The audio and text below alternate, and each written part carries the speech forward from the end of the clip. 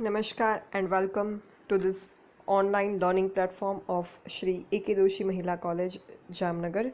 And I, Dhruvika Kanabar, presenting my lecture on business organization and management. આપણે technological નવીનીકરણ technological ઇનોવેશનનો topic discuss કરી રહ્યા હતા, જેમાં આપણે સિન્સ મેની યર્સ જે કોઈ ટેકનોલોજીકલ રેવોલ્યુશન્સ દેશભરમાં થયા એની ચર્ચા અગાઉના લેક્ચરમાં કરી હતી. ત્યારબાદ ઇન્ડિયામાં કઈ કઈ ટેકનોલોજી જે છે એ ડેવલપમેન્ટના સ્ટેજમાં છે એનું પણ ડિસ્કશન કર્યું હતું. પછી ઇન્ડિયામાં આપણી કન્ટ્રીને સ્ટ્રેન્થન કરી શકે એવી 12 ટેકનોલોજીસ, જેના મેઇન 3 ટાઈપ્સ હતા અને એના અંડરમાં જે કોઈ 12 ટેકનોલોજીસ આવતી હતી એનું પણ ડિસ્કશન કર્યું. હવે આ લેક્ચરમાં આપણે ટેકનોલોજીકલ નવીનીકરણના કારણે જે કોઈ આર્થિક અને સામાજિક વિકાસ અને પરિવર્તનની જે તકો ઊભી થઈ છે એની ચર્ચા કરવાની છે. Opportunities of economic and social development and change due to technological innovations, આની ચર્ચા આપણે હવે અત્યારે કરીશું. તો જે 12 સશક્તિકરણ ટેકનોલોજીની આપણે અગાઉ ચર્ચા કરી એ આર્થિક અને સામાજિક આ બંને ક્ષેત્ર જે છે એ વેલ્યુ એડિશન કરી શકે એમ છે, મૂલ્ય જે છે એ એમાં મૂલ્ય વધારી શકે એમ છે. આર્થિક અને સામાજિક બંને પાસાઓનું દેશના ઝડપી આર્થિક વૃદ્ધિ માટે અને વ્યાપક સામાજિક પરિવર્તન માટે અને ઉદ્યોગ રોજગાર માટે જે સાહસિકોને તક પૂરી થવી જોઈએ એ આ ટેકનોલોજીના વિકાસથી થઈ શકે એમ છે. ફર્સ્ટ, બ્રોડબેન્ડ હાઈવેનો વિકાસ. તો ટેકનોલોજીના વિકાસ અને એનો વ્યાપક ફેલાવો જે છે એના માટે સરકારે એનું અમુક જગ્યાએ ફરજિયાત અમલીકરણ શરૂ કરાવ્યું છે અને એના પરિણામે બ્રોડબેન્ડ હાઈવેઝનો વિકાસ શરૂ થયો છે અને કોમ્યુનિકેશન જે છે એના લીધે બહુ ઝડપી અને સરળ બન્યું છે. અને બ્રોડબેન્ડનો વ્યાપક જે દેશના અંતરિયાળ વિસ્તારો સુધી, રિમોટ એરિયાઝમાં ટેકનોલોજીની સક્ષમ સેવાઓ જે છે એ પ્રદાન કરશે બ્રોડબેન્ડનો વિકાસ થવાથી. પછી નેક્સ્ટ છે એગ્રો વેલ્યુ ચેઇન. આ એગ્રો વેલ્યુ ચેઇન જે છે એને વધારે કાર્યદક્ષ અને સ્પર્ધાત્મક બનાવવામાં પણ ટેકનોલોજીનો ફાળો છે. સંપૂર્ણ કૃષિ મૂલ્ય સાંકળની જો વાત કરીએ એગ્રો ચેઇનની, તો એ ખેડૂતોથી શરૂ થાય અને ગ્રાહક સુધી પહોંચે. બરાબર, ખેડૂત જે છે એ પાક ઉગાડે અને ગ્રાહક જે છે એ વસ્તુ ખરીદે. એની વચ્ચે જે છે આ કૃષિ મૂલ્યની સાંકળ એગ્રો વેલ્યુ ચેઇન, એમાં વચેટિયાઓ આવે, મીડિયેટરીઝ, પછી ગોડાઉન્સ અને ફૂડ પ્રોસેસિંગને ઉદ્યોગ સાથે સંકળાયેલા ઉદ્યોગ સાહસિકો પણ આવે, રિટેલર્સ આવે અને છેલ્લે ગ્રાહક આવે. તો આ આખી ચેઇનને સમજી અને યોગ્ય નીતિઓ વિકસાવવાની જરૂર છે. અને એ સિવાય અન્ય હિતધારકો પણ અહીંયા સમાવિષ્ટ છે, જેમ કે સરકાર, કારણ કે સરકારે જે છે એ ખેડૂતોને વીમાઓ આપેલા હોય બિયારણ માટે અને અન્ય ખેતીના સાધનો માટે લોન આપેલી હોય. પછી અન્ય ધિરાણકારો અને વેપારીઓ, એનો સમાવેશ એગ્રો વેલ્યુ ચેઇન જે છે એને ઇકોસિસ્ટમમાં પરિવર્તિત કરે છે. તો જે કોઈ હિતધારક છે એ આ સંપૂર્ણ વ્યવસાયને ટકાવવામાં મહત્વપૂર્ણ ભૂમિકા ભજાવે.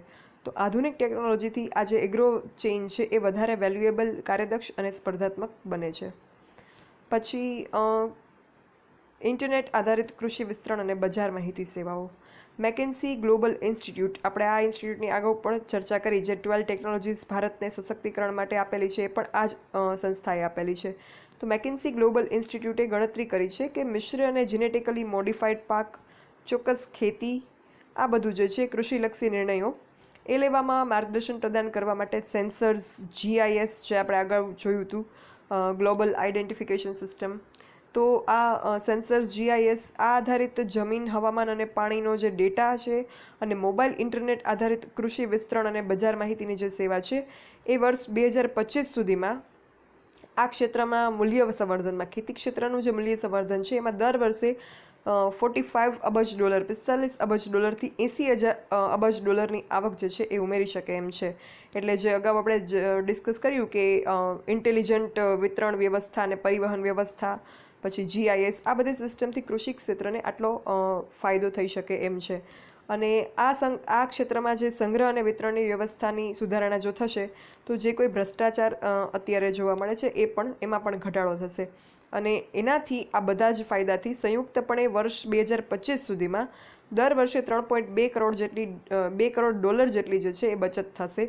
અને આ સુધારણા 10 કરોડ ખેડૂતોની આવક જે છે એ વધારી શકે અને 30 કરોડથી 40 કરોડ ગ્રાહકોને પણ વધુ પોષણ પ્રદાન કરી શકે. એટલે બધા જ પક્ષકારોને આ ટેકનોલોજીના ઉપયોગથી ફાયદો થશે, ગ્રાહકો, ખેડૂતો અને જે કોઈ હિતધારકો છે એ લોકોને. પછી ખેડૂતોને પાક વીમો ચૂકવવામાં પણ ટેકનોલોજી ઉપયોગી નીવડે. તમામ પ્રકારના હવાઈ સ્ટેશન, સેટેલાઇટ, ડ્રોન ઇમેજરી, પછી મોબાઈલ આધારિત ટ્રાન્સફર, આના મારફતે પાક નુકસાનની જે આકારણી છે, પાક કાપણીનો જે અનુભવ છે, એ મજબૂત વૈજ્ઞાનિક આધાર તૈયાર કરી શકે. અને એનાથી જે કોઈ ભ્રષ્ટાચાર થાય છે, પાક વીમો જે છે એના નાણાં સરકાર દ્વારા ખેડૂતને ચૂકવવામાં આવે જો પાક જે છે એ એમનો નિષ્ફળ જાય તો ખેડૂત જે છે એની આર્થિક પરિસ્થિતિ ભાંગી ના પડે એ માટે. તો એમાં પણ ભ્રષ્ટાચાર જોવા મળે છે. ઘણી વખત જે છે એ પાક વીમાની રકમ ભ્રષ્ટાચાર કરી અને પણ મેળવી લેવામાં કે આપી દેવામાં આવે છે. તો આ ટેકનોલોજીને આમાં સાંકળી લેવાથી આ ભ્રષ્ટાચાર નિયંત્રિત થઈ શકશે અને જે જરૂરિયાતમંદ ખેડૂતો છે એમના સુધી આ જે સહાય છે એ પહોંચશે અને ખોટી જગ્યાએ આ સહાય જે છે એને જતી અટકાવી શકાશે. પછી નેક્સ્ટ, ડિજિટલાઇઝેશન ટેકનોલોજી જે આવી એના કારણે ગ્રામીણ નાગરિકો સશક્ત બનશે અને અનેક સેવાઓ સરકાર જે છે એ એમને આપશે કે જેનાથી ઉદ્યોગ સાહસિકો અને ગ્રામીણ બજારો માટે પણ અગાઉ કરતાં વધારે તકો ઊભી થશે. અને ભારત જે છે એ આપણે જાણીએ છીએ કે એક ગ્રામ્ય વિસ્તાર, ગ્રામ્ય પ્રજા ભારતમાં વધારે છે. ગામડાઓનો દેશ છે ભારત.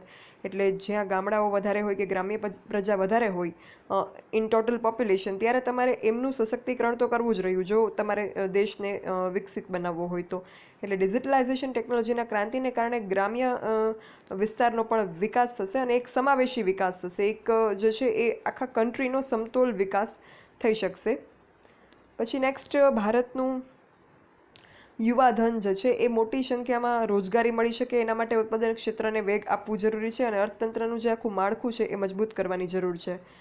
તો ભારતમાં વૈશ્વિક ઉત્પાદન સિસ્ટમ જે અમલમાં મૂકી, જેના કારણે એક કંપની કે વિવિધ સપ્લાયર, ધિરાણકારો કે ગ્રાહકના મોડેલમાંથી ઉત્પાદન ઇકોસિસ્ટમ ધરાવતા મોડેલ જે છે એ ડેવલપ કરવામાં આવ્યા. એટલે ઉત્પાદન જે છે એ કાર્યક્ષમ રીતે કરવામાં આવે, સારું ઉત્પાદન કરવામાં આવે અને સાથોસાથ પર્યાવરણને પણ જે છે એની સેફટીનું ધ્યાન રાખવામાં આવે.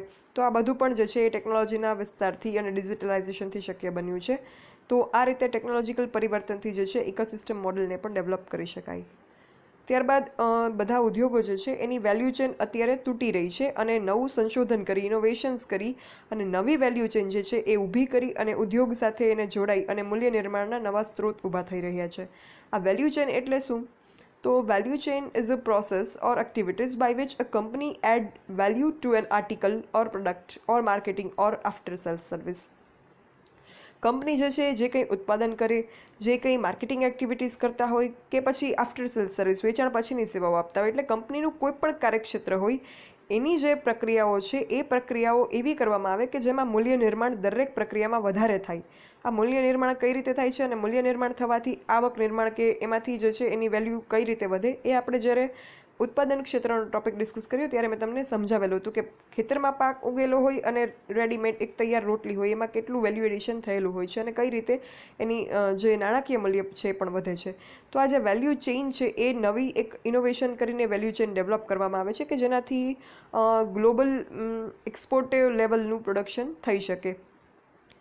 પછી લઘુ ઉદ્યોગો અને મધ્યમ કક્ષાના ઉદ્યોગો જે છે એમાં પણ ટેકનોલોજીકલ પરિવર્તન કરવામાં આવે છે અને આ ઉદ્યોગોએ ટેકનોલોજીકલ પરિવર્તન સ્વીકારી અને મોટા ઉદ્યોગો સાથે જોડાઈ અને પોતાનું અસ્તિત્વ ટકાવવાની અને વિકાસ કરવાની તકો છે. ઘણી વખત એવું થાય કે લઘુ ઉદ્યોગ કે મધ્યમ કક્ષાના ઉદ્યોગ જે છે એ ખોટમાં જાય કે માંદા એકમો બની જાય. માંદા એકમો એટલે જે સસ્ટેનેબલી લોસ ઇન્કર્ડ યુનિટ્સ હોય એ. તો આવા યુનિટ જે છે બંધ કરવા પડે. પણ જો આ ઉદ્યોગો ટેકનોલોજી જે સ્વીકારી લે તો એ મોટા ઉદ્યોગ સાથે કનેક્ટ થઈ અને પોતાનું અસ્તિત્વ ટકાવી શકે અને વિકાસ પણ કરી શકે. દેન નવીન ટેકનોલોજી જે છે એણે શિક્ષણ ક્ષેત્રે પણ અનેક વિકાસ જે છે એ કર્યો છે. વિદ્યાર્થીઓ માટે વ્યક્તિગત અભ્યાસનો માર્ગ જે છે એ મોકળો બન્યો છે. આ અત્યારના સમયમાં ખાસ તો આપણે શિક્ષણ ક્ષેત્રમાં ટેકનોલોજીનું મહત્ત્વ બહુ સારી રીતે સમજી શકીએ અને અનુભવી શકીએ છીએ કે અત્યારે આપણે ભલે ફિઝિકલ ક્લાસરૂમમાં નથી મળતા છતાં પણ તમારું એજ્યુકેશન જે છે અટક્યું નથી. આપણી કોલેજ છે એ આ રીતે વર્ચ્યુઅલી તમારા સુધી શિક્ષકોને અને એજ્યુકેશનને પહોંચાડવાનો પ્રયત્ન કર્યો છે. તો આ ટેકનોલોજીના કારણે જ શક્ય બન્યું છે.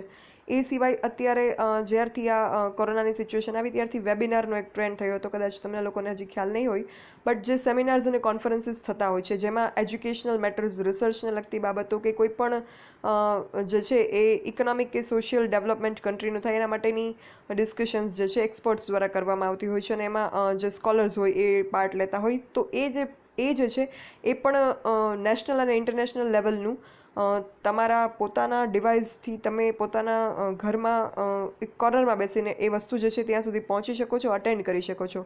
તો આ રીતે જે છે ટેકનોલોજીએ શિક્ષણના માર્ગ જે છે એ પણ વિશાળ બનાવ્યા છે અને જે સ્થળ અને સમયના બંધનો હતા એને પણ નિવારી દીધા છે ટેકનોલોજીએ. અત્યારે તમે ગમે ત્યારે આ લેક્ચર જોઈ શકો છો, અટેન્ડ કરી શકો છો, ગમે તે સમયે અને ગમે તે જગ્યાએ બેસીને. તો આ રીતે શિક્ષણને પણ ટેકનોલોજીએ જે છે એ બહુ યોગદાન શિક્ષણ ક્ષેત્રમાં પણ ટેકનોલોજીએ બહુ યોગદાન આપેલું છે અને હજી પણ જે છે આમાં ડેવલપમેન્ટ થતા રહે છે. પછી નવી ટેકનોલોજી જે છે એ સરકારી સ્વાસ્થ્ય સેવાઓ જે આપવામાં આવે છે એની પણ અસરકારકતા અને કાર્યદક્ષતા વધારી શકે. મોબાઈલ ઇન્ટરનેટ મારફતે કે અમુક એપ્લિકેશન્સ મારફતે નિષ્ણાતોની સલાહ જે છે એ તમને રિમોટ એરિયાઝમાં કોઈ પણ જગ્યાએ બેસીને પણ સ્વાસ્થ્યની સેવાઓ આપી શકાય. અત્યારે પણ હોમ ક્વોરન્ટાઇન કરવામાં આવે કોરોના પેશન્ટને, તો એનું જે છે જે કંઈ એનું રેગ્યુલર હેલ્થ ચેકઅપ છે કે એની કોઈ પણ એના પ્રશ્નો હોય સ્વાસ્થ્યને લગતા, તો એ પોતાના ઘરે બેસી અને ઇન્ટરનેટ અને મોબાઈલ સર્વિસના મારફતે ડૉક્ટર સાથે શેર કરી શકે. પછી મૂળભૂત સ્વાસ્થ્ય સેવા પ્રદાન કરવા માટે આધુનિક કૌશલ્ય સાથે સ્વાસ્થ્ય કાર્યકર્તાઓને ડિજિટલ ઉપકરણો જે છે એ સક્ષમ બનાવી શકે. ડૉક્ટર પાસે જો એડવાન્સ મશીનરીઝ હશે તો જે કોઈ મેડિકલ ક્ષેત્રે ઇનોવેશન્સ થાય છે, નવા નવા રોગની જે કોઈ દવાઓ બને છે, ઓપરેશન્સ થાય છે, ઓર્ગન ટ્રાન્સપ્લાન્ટ થાય છે, આ બધું શક્ય બનાવી શકાય અને ઓછા ખર્ચે આ બધું કરી શકાય ટેકનોલોજીકલ ડેવલપમેન્ટ કરવાથી. તો આ રીતે સ્વાસ્થ્ય ક્ષેત્રમાં પણ ટેકનોલોજીનું યોગદાન છે. અને ટેકનોલોજીના ઉપયોગને કારણે ઈ ગવર્નન્સ કાર્યરત બન્યું છે. ઈ ગવર્નન્સ શું છે? તો ઈ ગવર્નન્સ જે છે એ ગવર્મેન્ટ સર્વિસીસ છે, જે કોઈ પ્રકારની ટેલિકોમ્યુનિકેશન છે કે બીજી અન્ય પ્રકારની જે ગવર્મેન્ટ સેવાઓ છે એને વધારે સારી રીતે લોકો સુધી પહોંચાડે. તો ઈ ગવર્નન્સ કાર્યરત થવાના કારણે સરકારી સેવાઓ જે છે એ ઝડપી બને છે અને હજી પણ આગળ બનશે અને ગુણવત્તા અને સ્પર્ધાત્મકતા પણ આ ક્ષેત્રમાં વધશે કે જે ઉદ્યોગ અને વ્યવસાયિકો માટે એક હકારાત્મક એન્વાયરમેન્ટ ક્રિએટ કરશે. તો આ રીતે આપણે કહી શકીએ કે જે કંઈ ટેકનોલોજીકલ ઇનોવેશન્સ થાય છે, થઈ રહ્યા છે અને આગળ ઉપર થશે, એના કારણે સોશિયલ અને ઇકોનોમિક, સામાજિક અને આર્થિક વિકાસ દેશમાં થયો છે અને હજી પણ થવાની ઘણી બધી સંભાવનાઓ, સ્કોપ છે. તો આ રીતે કૃષિ, ઉત્પાદન, શિક્ષણ, સ્વાસ્થ્ય, સરકારી સેવાઓ, આ બધા મહત્ત્વના ક્ષેત્રોમાં ટેકનોલોજીનો ઉપયોગ અને નવીનીકરણ જે છે એ રેવોલ્યુશનરી ચેન્જીસ, ઇમ્પ્રુવમેન્ટ લાવી રહ્યા છે અને જે કોઈ આ ક્ષેત્રોની ખામીઓ છે એને દૂર કરી રહ્યું છે આ ટેકનોલોજીકલ ઇનોવેશન. તો આ રીતે ભારતનું કૃષિ ક્ષેત્ર જે છે એની શકલ બદલાશે, જીવનના ધારાધોરણો, જે સ્ટાન્ડર્ડ ઓફ લિવિંગ છે એ ઇમ્પ્રૂવ થશે, ઉત્પાદન જે છે એ વધુ સ્પર્ધાત્મક બનશે એટલે વધુ ક્વોલિટેટિવ ઉત્પાદન થશે, રોજગારીની તકો વધશે, શિક્ષણ પણ ગુણવત્તાયુક્ત જે છે એ બનશે, સ્વાસ્થ્ય જે છે એમાં પણ વધારે સારી સુવિધાઓ મળશે એટલે એક જે મૃત્યુદર છે એ ઘટશે અને જે કોઈ કુપોષણની કે અન્ય બીમારીઓની કોઈ પણ જે કોઈ સ્વાસ્થ્ય ક્ષેત્રે ખામીઓ છે એ પણ નિવારી શકાશે અને આ રીતે જે છે દેશના વિકાસમાં એક નોંધપાત્ર ફાળો ટેકનોલોજીકલ ઇનોવેશન્સ દ્વારા નોંધાવી શકાય. આ ફાયદા મેળવવા માટે જે છે એ ડિજિટલ ઇકોનોમી જે છે એનું એક ક્રિએટ કરવું પડે. એના માટે એનું ભૌતિક માળખાનું નિર્માણ કરવું અને ટેકનોલોજીના સ્વીકાર માટે જે કોઈ અવરોધો છે એને દૂર કરવા, એની અસરકારક નીતિઓ ઘડવી, એના નિયમો ઘડવા, આ ખામીઓ જે ટેકનોલોજીનું ઇમ્પ્લિમેન્ટેશન કરવામાં જે કોઈ ખામીઓ નડે છે એને દૂર કરવી, એનું નિયંત્રણ કરવું, આ બધી બાબતો જે છે અહીંયા જરૂરી બને. જો એ બધું સક્સેસફુલી થશે તો જે કોઈ આ સોશિયલ અને ઇકોનોમિક ડેવલપમેન્ટ માટેની ઓપોર્ચ્યુનિટીઝ ક્રિએટ થઈ છે ટેકનોલોજીકલ ઇનોવેશન્સના કારણે, એ સક્સેસફુલી જે છે એ વર્ક કરી શકશે.